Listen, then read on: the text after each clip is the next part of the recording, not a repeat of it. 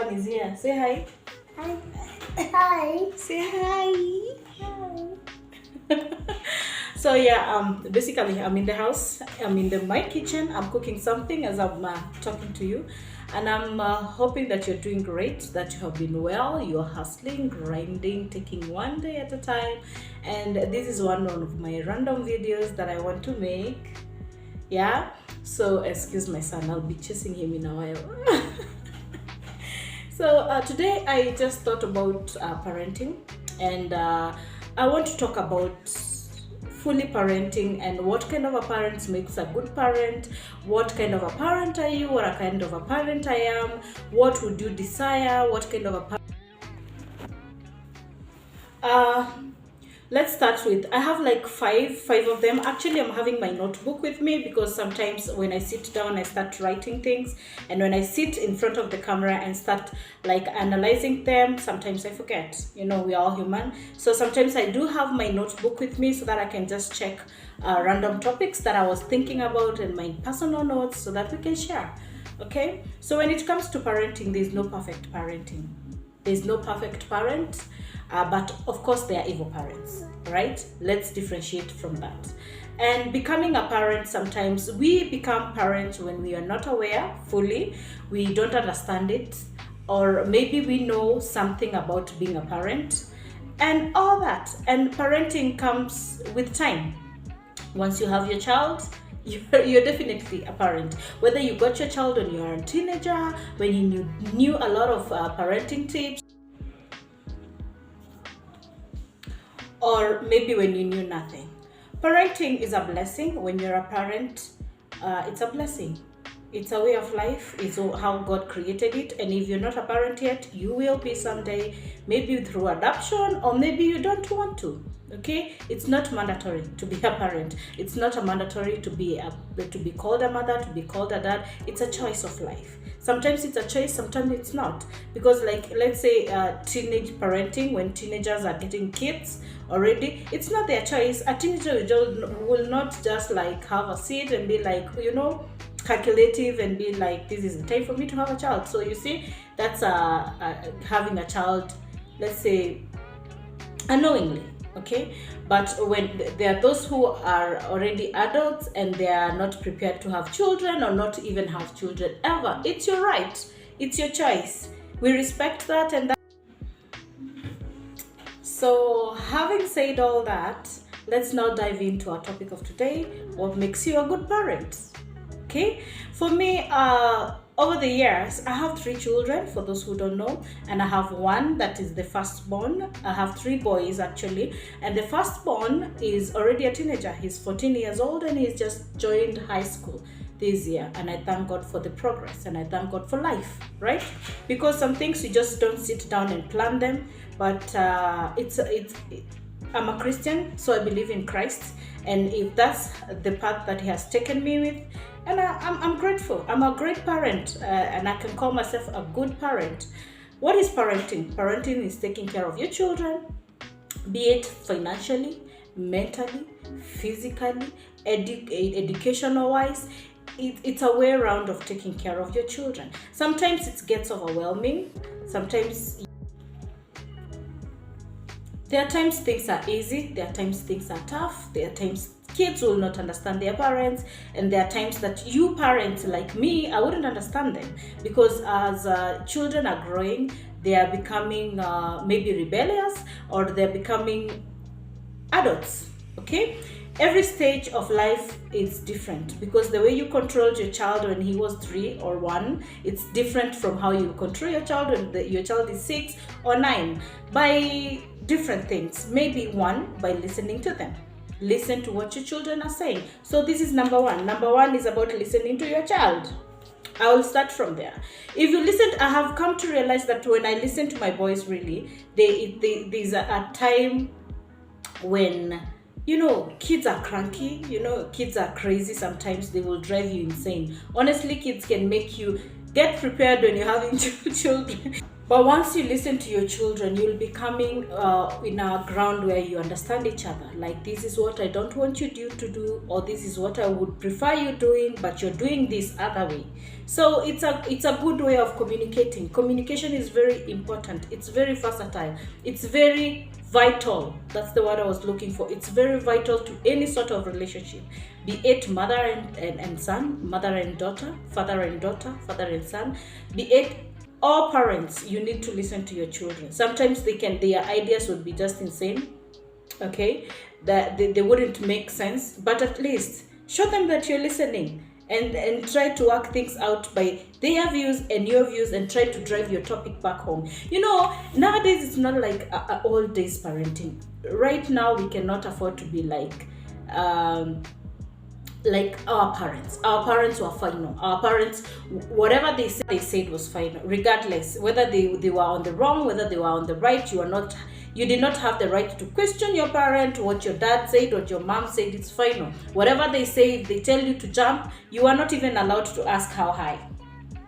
Just jump, but parenting, it's changing now, because again, we have digital. A lot kids are going digital, even parents are going digital. And then number 2, I will talk about transparency. How transparent are you with your children? How transparent are you with your children? Do your children trust you enough to come and tell you anything that is happening with them? How transparent? How open are you with them? What kind of conversation do you have now that we talked about communicating? What do you communicate? What things do you tell them? How enough do they know that you know? How much do your kids know you know? Some of the kids think that whatever they are going through, we never gone through it.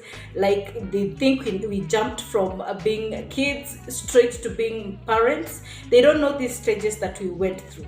I don't know how come kids just think like, my mommy never went through adulthood, my mom never texted with girls or texted with boys, or my mom never, I don't know why kids think that we're that naive, of which we are not, but it's time to let them know we are not. That's the kind of communication I'm trying to drive here. Because, like, for instance, when I have a teenager, right? He just turned teen. He just turned 14, right? There are things that he does, and he thinks I don't. Not only talking about teens, even these little ones. In fact, they are more clever than you will think. They know more than you think. Maybe it's because you've never given them time to explain things in deeper, or maybe in depth, or maybe you've never caught them doing something fishy, and you'll be like asking questions from the beginning of where that behavior came from and who you saw them doing what you're doing, and those kind of things. The communication part and the transparency. Now, as a parent, I think for me, my view, I would say you would like to be so transparent with your child, to a point that anything that would happen, or maybe curiosity, he would want to discover something, he's very open with you. You'll be like, I can ask my mama anything from this planet, and my mom has an answer. Like, in my house, they think I'm genius. That's how. Create that ground, and even if they are like, they will tell their friends, like, if you ask my mom this, my mom has an answer. You feel so proud, like, I got it. We can communicate about that. And sometimes they'll be like, no, this one don't ask mom, this one ask dad, because they know how to categorize kind of those things. They're not stupid anymore. And that comes to us, the parents. We cannot be naive, we cannot be dumb, we cannot play we don't know. We cannot play like we do not see.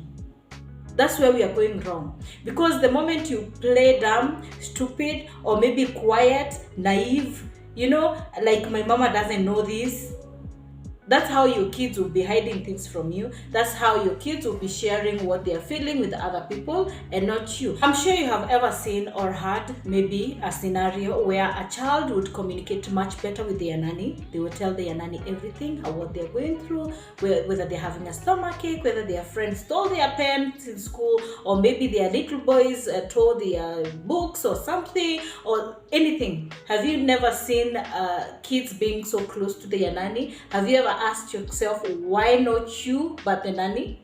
Because they're spending most of the times with the nanny, and the nanny is kind of listening more than you. You're like an absentee parent. Regardless of how the economy is, maybe your job schedule, your financial status that is not allowing you, create that time. You cannot afford to say I was not there. Create that bond, create that time, regardless where you are. Even diaspora people, even if you are a diaspora person and you have a child back home, create that communication time. Be calling them. I know things are hard, but the things are getting even harder, and you wouldn't allow those things that you're saying they are hard to be so hard on your children. I know sometimes, especially when, now let me touch the topic of people who are in the diaspora. Call them. It's good when you call them and be like, even if you don't call them every day, they'll be like, my kids have memory. It's like their brain are computerized. They will remember everything. They will say, my mom used to call me, even if it's every Friday or every Thursday, and my mom would ask me how I am emotionally, how I am doing, if I'm having friends in school, if I'm having someone who is bullying me, how am I feeling about myself? Is my hair made? Am I looking pretty? How am I feeling? What do I want? It's very important, even if you'll be doing it once in a while. Very important. A question asked, how are you doing? How are you doing is a full communication. A full communication, a child can explain so many things. So yeah, let's create that bond. It's not easy and it's not hard. It's how you take it like. It's how you carry the whole thing, the whole scenario. Parenting does not come with a manual. It comes with how your child is, how your child is relating to you, and how you as a parent is relating to your child, right? Is the message getting home? Are we serious today? Are we so serious? Okay, so let me touch on another topic, and that is discipline. Yeah. Instill discipline where it's supposed to be. I hear some parents say, I don't cane my children. I have never caned them. Ask them when the last time I pinched one of them. I mean, come on, how are you disciplining your children? Everyone disciplines their child differently because all kids are different. If you have like 2-3 kids like me, you wouldn't tell me your firstborn behavior is the same with your secondborn or your thirdborn. Especially secondborn, they are kind of cranky. They're kind of out there. They're kind of very disturbing than the rest. I don't know. Maybe it's how I've seen. Because firstborn, they're kind of composed, quiet, and very silent. Actually, you will ask them so many questions so that you can know how they are actually doing. But secondborns, they tend to tell you their mind, like, this is how I'm feeling. I'm not doing this today, mom. It depends how you discipline them, because every mistake is different from every mistake is done differently by every other child. You can't tell me your firstborn is jumpy, your secondborn is cranky, or thirdborn. Every child has, and the behavior is where we tame it. If the behavior is wrong, we address it. We talk about it. If you deserve to be caned, you get the cane. If you deserve to be pinched, you get pinched. This is not where a kid will do a very big mistake like spill their milk when they want to. Or I have my last one, the small one that I just picked here. He had anger issues. When you tell him something and he was just maybe drinking milk, he would throw it on the sink, or he would just take the milk and pour it down on the carpet in the sitting room. That behavior I don't know, it disappeared because I couldn't tolerate that. Anger issues, it starts from there. Let me now speak it from my side. Anger issues starts from there. If you don't tame it when he's little like this, by the time he turns 6, he turns 14. Have you ever not had people caning their own mom? Like a child will say, I'm sorry, I was not molding your child when they are young. Okay? They will never get out of hand. Regardless, not unless that child was just born rebellious, born with genes of rebellious. Regardless, that child is rebellious. You have tried. There are those kids, yeah. But just do your part as a parent, and there's no perfect parent. Just do things the right way, and maybe when you are growing up, there are things you noticed you wouldn't want to instill those things to your child. change it. Change it and create that room for change and all that. Let me finish this one, because when you touch a topic about parenting, it has a lot of things to talk about. It has a lot of things to cover. It has a lot of things to explain, and it's quite a very lengthy conversation.